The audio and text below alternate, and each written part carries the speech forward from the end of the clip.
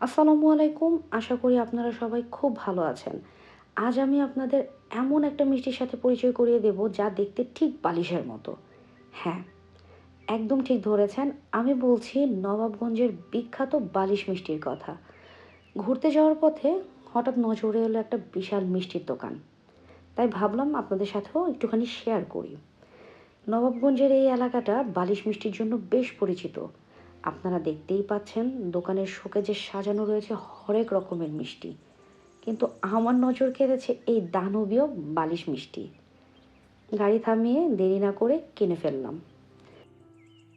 মিষ্টির নাম যেমন বালিশ, এর নরম ভাবটাও কিন্তু একদম তুলতুলে। এর উপরে মাওয়ার একটা সুন্দর আস্তরণ আছে। যারা বেশি মিষ্টি পছন্দ করেন তাদের জন্য এটা স্বর্গ। মুখে দিলেই মনে হচ্ছে রস ফেটে বের হচ্ছে। সত্যি বলতে এর স্বাদ অসাধারণ। এই যে দেখুন, এটার সাইজ দেখুন একবার।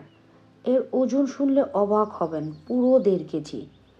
আর এত বড় মিষ্টির দাম নিয়েছে মাত্র 500 টাকা। এখানে শুধু বালিশ মিষ্টিই নয়, আরও অনেক চমৎকার সব মিষ্টি রয়েছে। আমি বালিশ মিষ্টির সাথে 2 রকমের সন্দেশও ট্রাই করেছিলাম।